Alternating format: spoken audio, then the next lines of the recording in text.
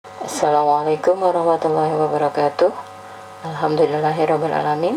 Kita bertemu kembali dalam video pembelajaran masih membahas tentang listrik statis. Apa kabar anak-anak? Semoga kalian senantiasa sehat, cerdas, dan bahagia. Mari kita awali pertemuan kita kali ini dengan baca basmalah. Bismillahirrahmanirrahim. Kita masih membahas tentang listrik statis dan penerapannya dalam tubuh manusia. Ini adalah gambar tentang dua tangan manusia yang saling terhubung melalui listrik statis.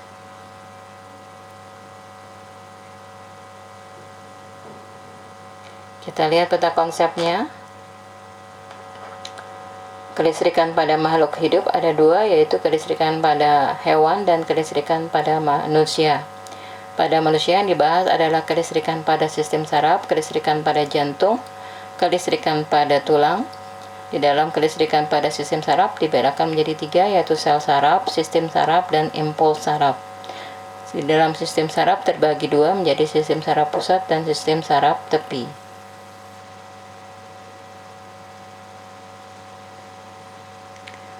Listrik statis dan penerapannya dalam sistem saraf. Pernahkah kamu mengalami ketika menyisir rambutmu yang kering dan tanpa disengaja sisirmu berdekatan dengan lengan tangan, maka bulu pada tanganmu tertarik oleh sisir?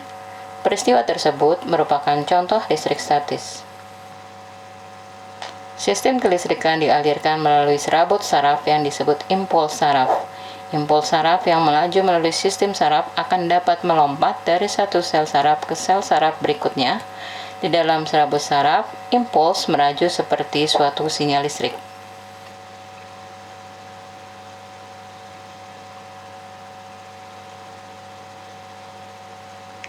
Kelistrikan sel saraf, sistem saraf.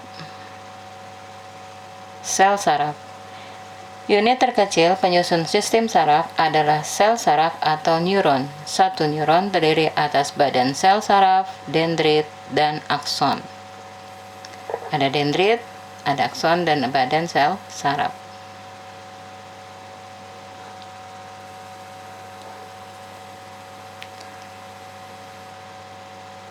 Akson atau neurit merupakan serabut yang panjang dan umumnya tidak bercabang. Akson berfungsi untuk meneruskan impuls yang berasal dari badan sel saraf ke neuron lainnya. Akson mengandung benang-benang halus yang disebut neurofibril. Neurofibril dibungkus oleh selaput berwarna putih kekuningan yang disebut selubung mielin. Selubung mielin tersusun dari rangkaian sel Schwann dan berfungsi untuk mempercepat jalannya impuls. Sel Schwann membentuk jaringan yang berfungsi untuk menyediakan nutrisi bagi akson dan membantu regenerasi akson. Pada pertemuan antara selubung mielin yang satu dengan lainnya, terdapat bagian akson yang tidak terselubungi. Bagian ini disebut nodus Ranvier yang berfungsi mempercepat pengiriman impuls saraf. Sebelum lanjut, jangan lupa di like, subscribe, di-share ke teman-teman kalian melalui semua media sosial yang kalian punya, dan nyalakan tombol notifikasinya agar kalian yang pertama kali mendapatkan informasi video terbaru.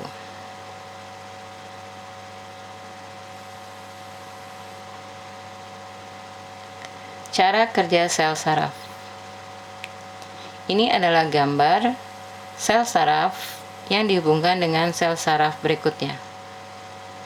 Pertama, impuls saraf diterima oleh dendrit, kemudian dari dendrit diteruskan ke badan sel saraf.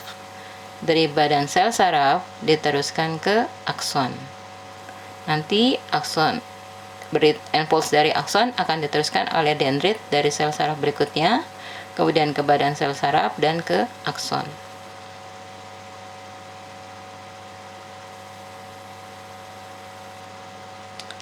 Dua faktor utama yang mempengaruhi kecepatan perambatan potensial aksi adalah hambatan dalam membran inti dan kapasitansi pada membran. Penurunan potensial aksi akan meningkatkan kecepatan perambatan. Hambatan internal sebuah akson menurun dengan semakin meningkatnya diameter, sehingga sebuah akson dengan diameter besar akan memiliki kecepatan perapatan yang lebih tinggi daripada akson dengan diameter kecil.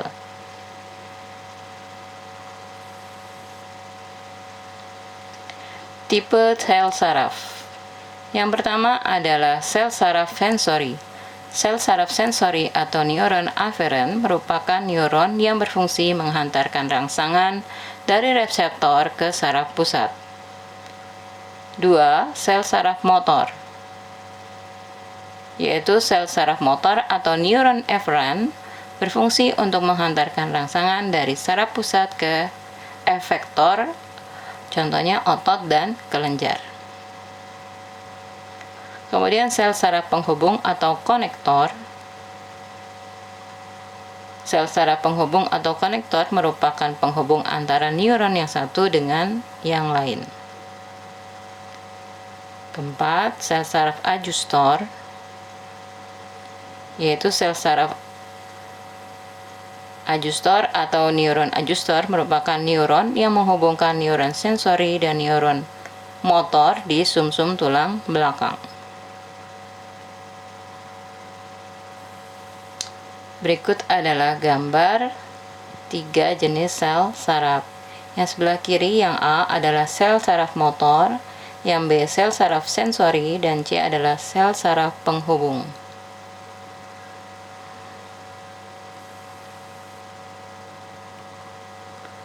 Susunan sistem saraf. Sistem saraf manusia dibedakan menjadi 2, yaitu sistem saraf pusat dan sistem saraf tepi. Sistem saraf pusat terdiri dari otak, sumsum lanjutan, dan sumsum tulang belakang. Sistem saraf tepi terdiri dari somatik atau sadar dan otonom atau tidak sadar.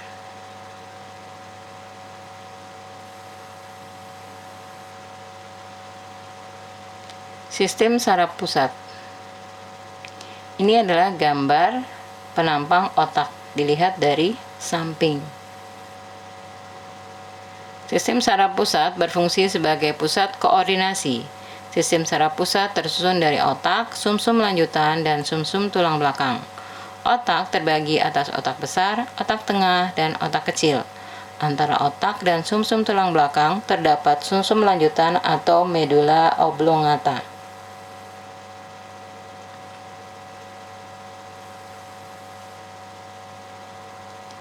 Otak tengah atau mesencephalon.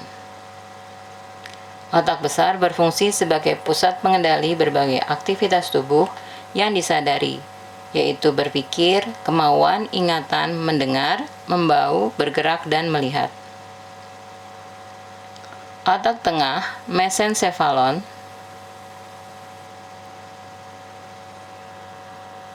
penghubung antara otak depan dan otak belakang. Otak kecil atau cerebellum sebagai pusat keseimbangan tubuh dan koordinasi gerak tubuh.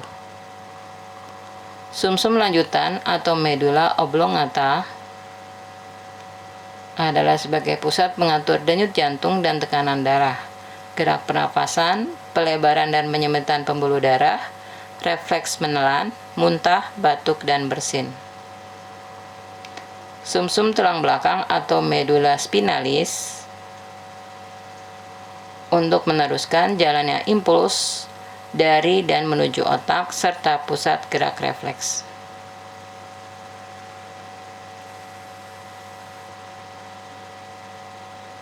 Sistem saraf tepi.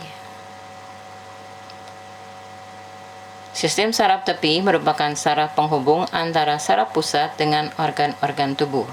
Sistem saraf tepi terdiri atas saraf sadar atau somatik dan saraf tidak sadar atau otonom, di mana saraf parasomatik terdiri dari memperkecil pupil, memicu sekresi air liur, mempersempit bronkus paru-paru, memperlambat denyut jantung, memicu kerja lambung dan usus, memicu kerja pankreas, memicu kerja kantong empedu, dan memicu pengosongan kantong empedu.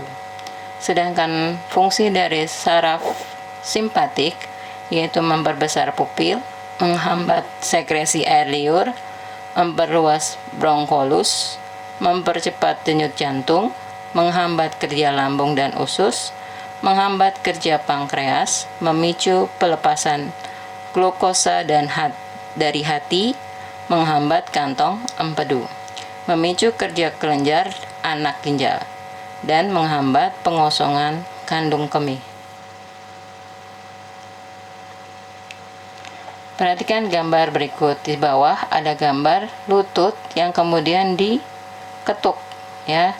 Lututnya diketuk, maka refleks kakinya akan terangkat. Nah, kita akan belajar tentang sistem impuls saraf. Ada dua macam cara yang dilalui impuls, yaitu jalan panjang dan jalan pendek. Jalan panjang merupakan jalan impuls yang dikendalikan oleh otak berupa kegiatan yang kita sadari. Jalan pendek ini terjadi pada gerak refleks. Gerak yang disadari terdiri dari reseptor, saraf sensori, kemudian ke otak, ke saraf motor, dan efektor.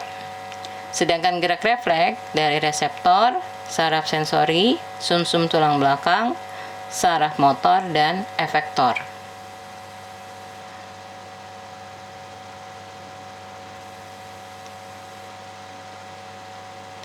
Kelistrikan pada jantung. Ini adalah gambar jantung manusia.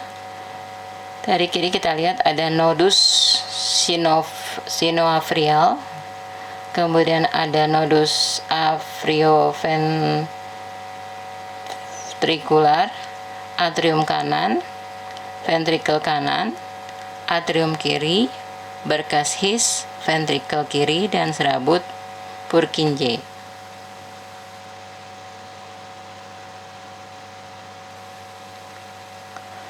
Kita lihat di sini, nodus SA memulai gelombang depolarisasi dari atrium kanan ke atrium kiri dalam waktu 70 sekon. Terjadi kontraksi atrium. Kedua, gelombang depolarisasi berlanjut ke nodus AV. Dari AV ke mengalami depolarisasi. Yang ketiga, gelombang dari nodus AV melalui berkas His atau BH dan diteruskan ke berkas cabang BB. Selanjutnya BB mengalami depolarisasi. Keempat, diteruskan ke jaringan Purkinje, kemudian ke endokardium, berakhir di epikardium, terjadi kontraksi otot jantung. Setelah repolarisasi, miokardium mengalami relaksasi. Itu adalah jalan listrik di dalam jantung manusia.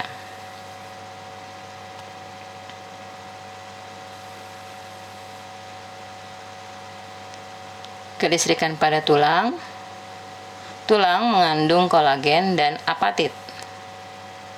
Kolagen merupakan suatu bahan piezoelektrik, yaitu apabila diberikan suatu gaya kepada kolagen akan terbentuk potensial arus listrik searah kecil.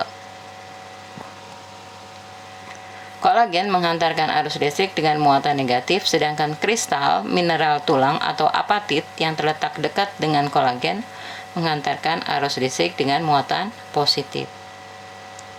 Pada sambungan antara kedua jenis semikonduktor ini, arus akan mengalir ke satu arah yang mengindukasi dan mengendalikan pertumbuhan dan degenerasi tulang.